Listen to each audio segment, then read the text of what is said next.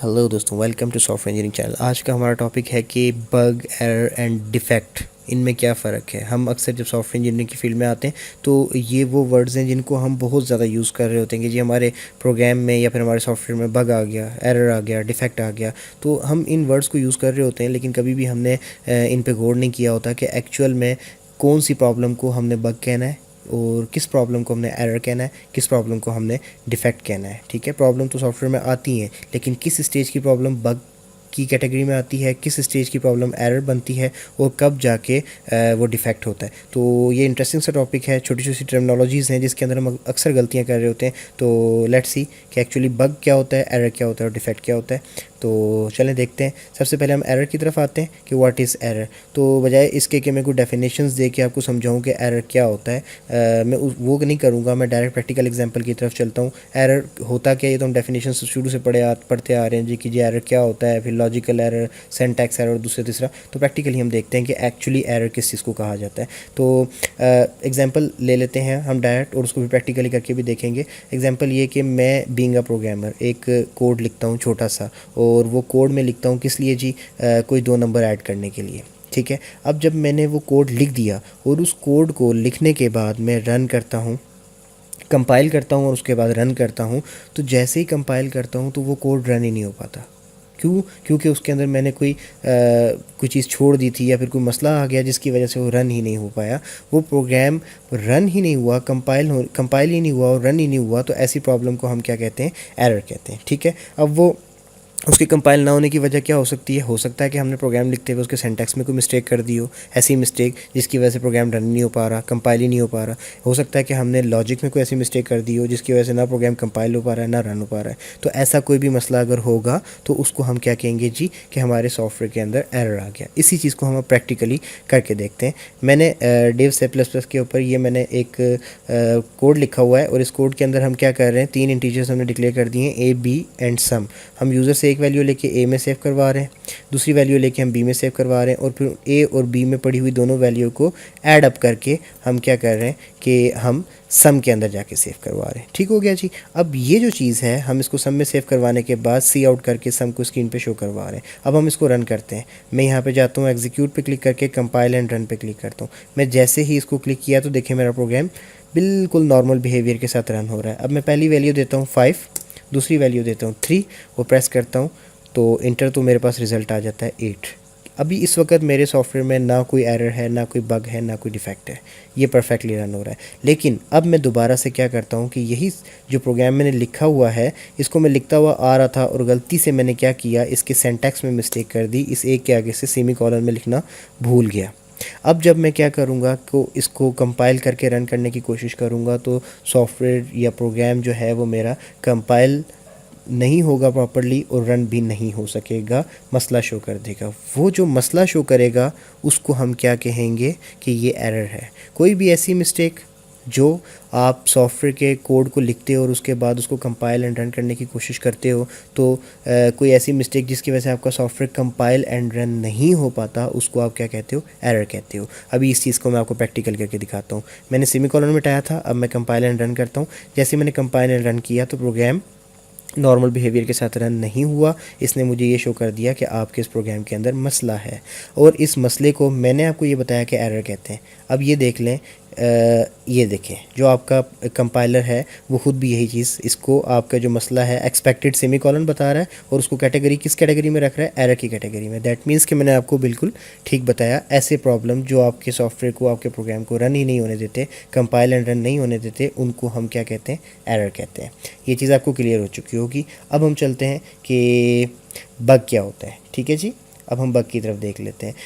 तो बग ऐसी चीज़ होती है जो आपके सॉफ्टवेयर को एरर की तरह कंपाइल एंड रन होने से नहीं रोकती। अगर आपके सॉफ्टवेयर में बग है तो आपका सॉफ्टवेयर कंपाइल भी होगा और कंपाइल होके नॉर्मल बिहेवियर के साथ रन भी हो जाएगा। लेकिन इशू कहाँ पे आएगा? जब आप उसको इनपुट्स देंगे तो इनपुट की बेस के ऊपर एक्सपेक्टेड रिज़ल्ट नहीं देगा। मींस कि एक्सपेक्टेड रिज़ल्ट और एक्चुअल रिज़ल्ट के अंदर फ़र्क होगा। अब मेरा क्या मतलब है? मेरा मतलब ये है कि जब आप इनपुट्स देते हो तो आप उस इनपुट्स की बेस के ऊपर उस सॉफ्टवेयर से कोई रिज़ल्ट एक्सपेक्ट कर रहे होते हो कि इन इनपुट्स की बेस के ऊपर सॉफ्टवेयर का ये रिज़ल्ट आना चाहिए। लेकिन अगर आपके सॉफ्टवेयर में बग हो होगा ना तो वो एक्चुअली वो रिज़ल्ट जो आप एक्सपेक्ट कर रहे हो वो नहीं आएगा, कोई और आएगा। ठीक है। अब जैसे कि मुझे पता है कि अगर मैं दो इनपुट देता हूँ 3 और दूसरी देता हूँ 5, तो 3 और 5 के ऊपर मैं क्या 3 + 5 के ऊपर मैं क्या रिज़ल्ट एक्सपेक्ट करूँगा, 8। लेकिन सॉफ्टवेयर रन प्रॉपर्ली हो रहा है, लेकिन 3 + 5 के ऊपर रिज़ल्ट 8 नहीं दे रहा है, इसकी जगह कुछ और दे रहा है। ठीक है।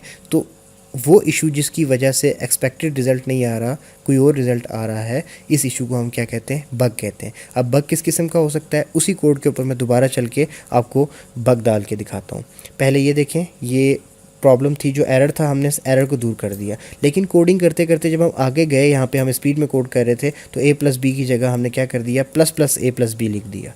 ठीक है। अब मैं क्या करता हूँ कि एग्जीक्यूट में जाता हूँ, कंपाइल एंड रन करता हूँ। अब जैसे ही मैंने सॉफ्टवेयर को कंपाइल एंड रन किया तो देखें सॉफ्टवेयर बिल्कुल नॉर्मल बिहेवियर के साथ रन हो गया। अब मैं इसको इनपुट्स देता हूँ।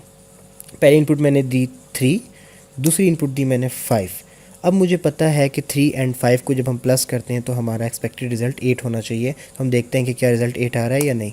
नहीं जी, देखें अब जब मैंने दोनों को ऐड किया तो मेरा एक्सपेक्टेड रिज़ल्ट जो था वो 8 था, लेकिन यहाँ पे जो एक्चुअल रिज़ल्ट आया है वो क्या आया है, वो 9 आया है। ठीक है। फ़र्क आ गया ना। ये जो फ़र्क आया है ये बग की वजह से आया है। बग ऐसी चीज़ होती है जो आपके सिंटैक्स के अगेंस्ट तो नहीं जा रही होती, आपके सिंटैक्स के अगेंस्ट जाने की वजह से आपके सॉफ्टवेयर की रनिंग को या फिर आपके कंपाइलेशन प्रोसेस को भी डिस्टर्ब नहीं करती, लेकिन आपके एक्चुअल रिज़ल्ट और आपके एक्सपेक्टेड रिज़ल्ट के अंदर जो है काफ़ी डिफरेंस पैदा कर सकती है। तो ऐसा कोई प्रॉब्लम हो जिसकी वजह से सॉफ्टवेयर रन स्मूथली हो रहा हो, लेकिन यह है कि आपका एक्चुअल रिज़ल्ट जो है वो बहुत ज़्यादा दूर हो एक्सपेक्टेड रिज़ल्ट से, तो आपको होगे कि यहाँ पर सॉफ्टवेयर के अंदर बग है। ठीक है। सो आई थिंक सो कि आपको एरर और बग की एग्जांपल से समझ आ गई होगी। अब हम चलते हैं बग एंड एरर के बाद डिफेक्ट की तरफ कि डिफेक्ट क्या होता है। ठीक है। आप एक प्रोग्रामर होने के नाते आप एक सॉफ्टवेयर डेवलप करते हो, आपका सॉफ्टवेयर पूरा का पूरा डेवलप हो जाता है। उसके बाद आप क्या करते हो कि डेवलपमेंट की जो प्रोसेस है उसको कंप्लीट करने के बाद अपने सॉफ्टवेयर को आप टेस्टिंग टीम को दे दो। ठीक है। अब वो टेस्टिंग टीम क्या करेगी, आपके सॉफ्टवेयर को टेस्ट करेगी कि इसमें कोई मसला तो नहीं है। लेकिन क्या होता है कि जब टेस्टिंग टीम चेक कर रही होती है और चेक करते करते वो आपकी कोई कैलकुलेटर वाले फेस पे जाते हैं और वहाँ पे लिखते हैं 3 और फिर लिखते हैं प्लस करो जी इसके 3 के अंदर 5 को, और जैसे ही वो 3 + 5 लिखते हैं और ऐड का बटन क्लिक करते हैं तो एकदम से क्या होता है, सामने एक मसला आ जाता है। वो क्या आता है जी कि 3 + 5 का रिज़ल्ट तो 8 होना चाहिए था, लेकिन आपका जो टूल है वो 3 + 5 का रिज़ल्ट 9 दे रहा है। ठीक है। दैट मीन्स कि वो एक बग था। अब जब वो बग जब टेस्टिंग टीम ट्रेस कर लेगी तो उस बग को वो डिफेक्ट के नाम से मेंशन करेंगी कि आपके एक सॉफ्टवेयर के अंदर ये डिफेक्ट है। ठीक है। वही बग होता वो एक्चुअली बग ही है, लेकिन जब उस बग को टेस्टिंग टीम अपने तौर पे फाइंड आउट कर लेती है तो वो क्या करती हैं कि वो उसको मार्क कर देती हैं एज अ डिफेक्ट। ठीक हो गया। तो ये डिफरेंस होता है एरर, बग एंड डिफेक्ट के अंदर। अब मैं दोबारा से रिपीट कर देता हूँ। एरर वो होता है जो प्रोग्रामर प्रोग्रामिंग के अंदर कोई मिस्टेक ऐसी डाल देता है जिसकी वजह से आपका प्रोग्राम कंपाइल भी नहीं हो पाता और रन भी नहीं हो पाता। बग वो होता है कि आपका प्रोग्राम कंपाइल एंड रन तो हो रहा होता है, लेकिन आपके एक्चुअल रिज़ल्ट और एक्सपेक्टेड रिज़ल्ट में फ़र्क आ रहा होता है। डिफेक्ट वो होता है कि आपने प्रोग्राम अपना बनाया और अपने टेस्टिंग टीम को दिया, और जब टेस्टिंग टीम ने उसको टेस्ट किया तो उसके अंदर उन्होंने कोई बग फाइंड आउट कर लिया। ठीक है। अब वो जो बग है उस बग को टेस्टिंग टीम अपने तौर पर एज अ डिफेक्ट मार्क करेगी। तो डिफेक्ट, बग और एरर के अंदर ये फ़र्क होता है। नेक्स्ट हम चलते हैं किस चीज़ के ऊपर कि एक पॉइंट छोटा सा रिमेंबर रखने के लिए, bugs are not active all the time. If you are not triggering that buggy code it will remain sleeping without creating any disturbance. Sorry, ये मैंने विद लिख दिया है, एक्चुअली विदाउट आता था यहाँ पे। ओके। तो क्या होता है कि अगर आपने एक बहुत बड़ा सारा सॉफ्टवेयर बनाया है, और चले अभी हम जैसे दो नंबर्स को ऐड करने की बात कर रहे थे ना, अब हम इसको थोड़ा सा बड़ा कर लेते हैं। फॉर एग्जांपल कि हमने एक छोटा सा टूल बनाया है प्रोग्रामिंग के थ्रू, जो कि दो नंबर्स को लेने के बाद आपसे चॉइस पूछता है कि प्लस करना है, माइनस करना है, मल्टीप्लाई करना है, डिवाइड करना है। तो आपने क्या किया कि आपके जो इशू था, यानी कि जो बग था आपका, वो प्लस वाली साइड पे था। अगर आप उन दो नंबर्स को देने के बाद आप अपने प्रोग्राम को ये बोलते हैं कि इन दोनों नंबरों में पहले नंबर से दूसरे नंबर को माइनस कर दो, तो आपका सॉफ्टवेयर बिल्कुल ठीक काम करेगा। ठीक है। और जो आपका बग है वो एक्टिव नहीं होगा। सही है। आपका दोबारा से आप दो नंबर दे के आप इनको बोलते हो कि इन दोनों नंबर को मल्टीप्लाई कर दो, आपका सॉफ्टवेयर तब भी सही काम करेगा, बिल्कुल सही रिज़ल्ट देगा उस वक्त भी कोई बग आपका सामने नहीं आएगा। बग सोता रहेगा। बग एक्टिव कब होगा? बग सिर्फ उस वक्त एक्टिव होगा जब आप 2 नंबर देने के बाद आप ये बोलेंगे अपने प्रोग्राम को कि इन दोनों नंबर्स को ऐड कर दो। आप जैसे ही ये बोलेंगे, क्योंकि एडिशन वाले कोड के अंदर बग था, तो उस वक्त जब आपने उसको ऐड का बोला तो वो बग सामने आ जाएगा। तो इस जगह पे यही बात लिखी गई है कि जो बग्स होते हैं वो हर वक्त एक्टिव नहीं होते, वो उस वक्त ही एक्टिव होते हैं जब आप उस कोड को डिस्टर्ब करते हैं जिसके अंदर बग है। ठीक हो गया? अदरवाइज़ ये सोते रहते हैं और आपका सॉफ्टवेयर स्मूथली चलता रहता है। सही हो गया? अच्छा, लेकिन जो आपके एरर्स हैं, एरर्स के अंदर ऐसा नहीं होता। अगर एरर है तो चाहे वो किसी भी कोने में क्यों ना हो आपके पूरे सॉफ्टवेयर के, आप अगर आपने एरर को दूर नहीं किया तो आपका सॉफ्टवेयर कंपाइल ही नहीं होगा, आपका सॉफ्टवेयर रन ही नहीं होगा। सो ये एक छोटा सा इंटरेस्टिंग सा लेक्चर था। आई होप सो कि आपको पसंद आया होगा। अगर वीडियो अच्छी लगे तो काइंडली वीडियो को भी लाइक कर दीजिएगा और चैनल को भी सब्सक्राइब कर लें ऐसी इन्फॉर्मेटिव वीडियोज़ के लिए। Thank you so much.